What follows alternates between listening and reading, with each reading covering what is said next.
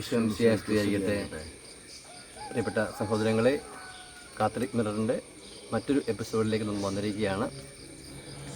ഇന്ന് സ്ഥിരമായി കാണാറുള്ള മാത്യു അച്ഛനല്ല കൂടെ ഉള്ളത്.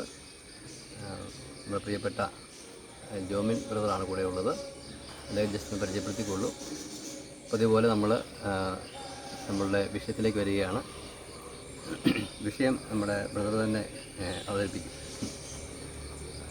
പ്രിയപ്പെട്ടവരെ, എൻ്റെ പേര് ജോമിൻ. ഞാൻ ബാംഗ്ലൂരാണ് താമസം.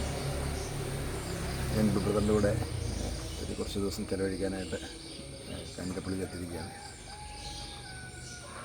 ശരിക്കും ഇന്നത്തെ കാലഘട്ടത്തിൽ നമ്മൾ 5 വർഷത്തെ അല്ലെ 10 വർഷത്തെ ഭരണത്തിന് ശേഷം ഒരു ഗവൺമെൻറ് മാറി വേറൊരു ഗവൺമെൻറ് അധികാരത്തിൽ വന്നു. അതുപോലെ നമ്മുടെ സമീപ സംസ്ഥാനങ്ങളിലും പുതിയ ഗവൺമെൻറ്റുകളൊക്കെ അധികാരത്തിൽ വന്നു.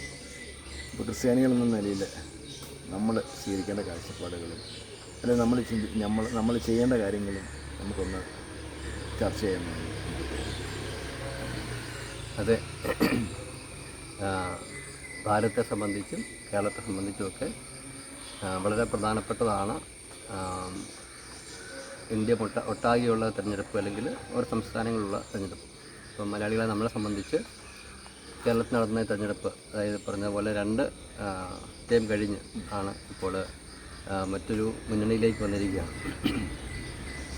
ഇപ്പം കേരളത്തിൽ സാധാരണ ഉണ്ടായിരുന്ന ഒരു രീതി 5 വർഷം ഒരു മുന്നേ ഭരിക്കുന്നു, പിന്നെ മറ്റൊന്ന് ഭരിക്കുന്നു എന്ന രീതിയിലാണ് സാധാരണ. അപ്പോൾ അടുപ്പിച്ച് 2 വർഷം ഭരിക്കാനുള്ള ഒരു പ്രത്യേക ഭാഗ്യം ബഹുമാനപ്പെട്ട പിണറായി സാറിന് അവരുടെ ഗവൺമെൻറ്റിന് ലഭിച്ചു. ഇപ്പം നമ്മൾ KD സതീശൻ എന്ന് പറയുന്ന ആ പ്രിയപ്പെട്ട സഹോദരൻ നമുക്ക് ദൈവം മുഖ്യമന്ത്രിയായിട്ട് തന്നിരിക്കുകയാണ്. അവസാനം പറഞ്ഞ വാക്കാണ് ഞാൻ കുറച്ചുകൂടി ഊന്നിപ്പറയാൻ ആഗ്രഹിക്കുന്നത്. ക്രിസ്ത്യാനികൾ നമ്മളെ സംബന്ധിച്ച് ഒരു ഗവൺമെൻറ് നൽകുന്ന ദൈവമാണ് നൽകുന്നത്. അപ്പോൾ അത് ഏത് മുന്നണിയിൽപ്പെട്ടാണെങ്കിലും ഏത് പാർട്ടിയിൽപ്പെട്ടാണെങ്കിലും നമ്മളെ സംബന്ധിച്ച് ദൈവമാണ് നൽകുന്നത്. റോമാലേഖനം 13-ാം അധ്യായത്തിൽ വിശുദ്ധ പൗലോസ് പറയുന്നത് പോലെ നമ്മളുടെ ഭരണകർത്താക്കൾക്ക് വേണ്ടി നമ്മൾ പ്രാർത്ഥിക്കണം. ഒരുപക്ഷെ കേൾക്കുന്നവർ പല പാർട്ടികളുള്ളവരായിരിക്കും, ക്രിസ്ത്യാനികളാണെങ്കിൽ പല പാർട്ടിയുള്ളവരായിരിക്കും. പക്ഷേ ഇപ്പോൾ പാർട്ടിയല്ല വിഷയം. അപ്പോൾ ദൈവം നമുക്ക് തന്ന ഗവൺമെൻറ് ഭരണാധികാരികൾ നിലയിൽ നമ്മൾ അവർക്ക് വേണ്ടി ഇഷ്ടമായിട്ട് പ്രാർത്ഥിക്കണം. നമ്മൾ പ്രാർത്ഥിക്കുന്ന എപ്പോഴും സ്നേഹത്തിൻ്റെ ഒരു നിലപാടാണല്ലോ.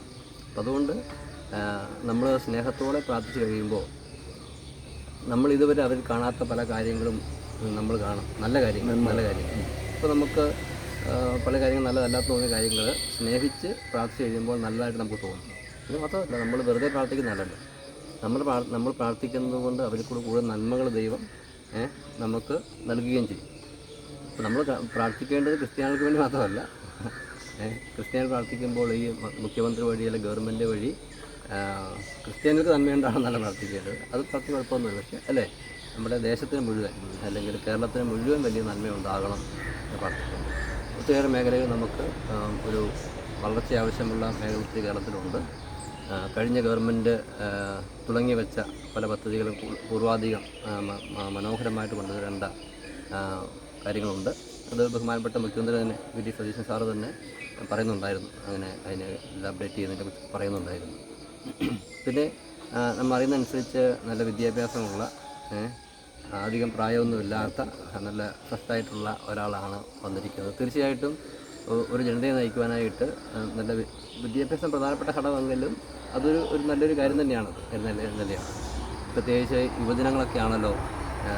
നമ്മുടെ സംസ്ഥാനത്തുള്ള അനേകം നല്ല വിദ്യാഭ്യാസമുള്ളവരും അങ്ങനെ ലാഠ്യത്വം അങ്ങനെയൊക്കെ ഉള്ളവരൊക്കെ ആയിരിക്കുമ്പോൾ അവരെ ഭരിക്കുന്നത് നല്ല വിദ്യാഭ്യാസമുള്ളവർക്ക് ആയിരിക്കുന്നത് നല്ലതാണ്. കാരണം തങ്ങളെ ഭരിക്കുന്നവരെക്കുറിച്ചുള്ളൊരു അഭിമാനം ജനതയ്ക്ക് ഉണ്ടാകുന്നൊരു സന്തോഷമായ കാര്യമാണ്.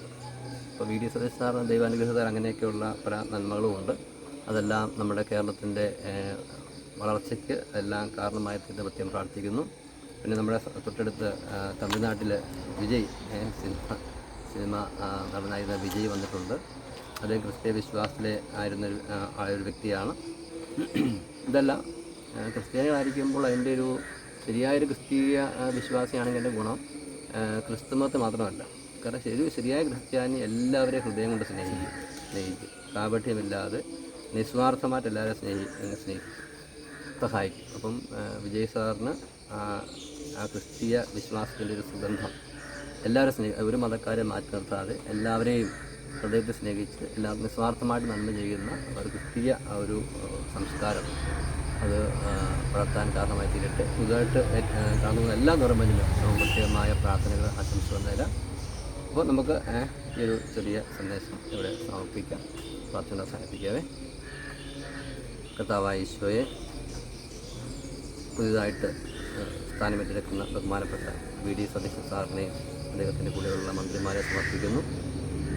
അവരെ സമർത്ഥമായിട്ട് അനുഗ്രഹിക്കണമേ. അവർക്ക് നല്ല ദിശാബോധം നൽകണമേ. ഈ ജനതയെ ഈ കാലഘട്ടത്തിൽ ചേർന്ന് നയിക്കാനുള്ള എല്ലാ ജ്ഞാനവും ശക്തിയും കൃപയും നൽകണമേ. അതോടൊപ്പം തന്നെ അവർക്ക് വേണ്ടി നന്നായി പ്രാർത്ഥിക്കുവാൻ എല്ലാ ക്രിസ്ത്യാനികൾക്കും ഇവിടെയുള്ള ഓരോ മനുഷ്യ മക്കൾക്കും കൃപ കൊടുക്കണമേ. സ്നേഹത്തോടെ പ്രാർത്ഥിക്കുന്ന കൃപ കൊടുക്കണമേ. ഭാരതത്തിന് വേണ്ടി പ്രത്യേകം പ്രാർത്ഥിക്കുന്നു. ഭാരതത്തിൽ നയിക്കുന്ന നരേന്ദ്രമോദി സർക്കാരിനെയും എല്ലാ സംസ്ഥാനങ്ങളിലെ മുഖ്യമന്ത്രിമാരെയും ഗവൺമെൻറ് എല്ലാം സമർപ്പിച്ച് പ്രാർത്ഥിക്കുന്നു. ഭാരതത്തെ സമർത്ഥം അനുഗ്രഹിക്കണം. പരിശുദ്ധ അമ്മയുടെ വിമല ഹൃദയത്തെ പ്രത്യേകമായിട്ട് പ്രതിഷ്ഠിച്ച് പ്രാർത്ഥിക്കുന്നു. പിതാവും പരിശുദ്ധാത്മാവും ആമേൻ.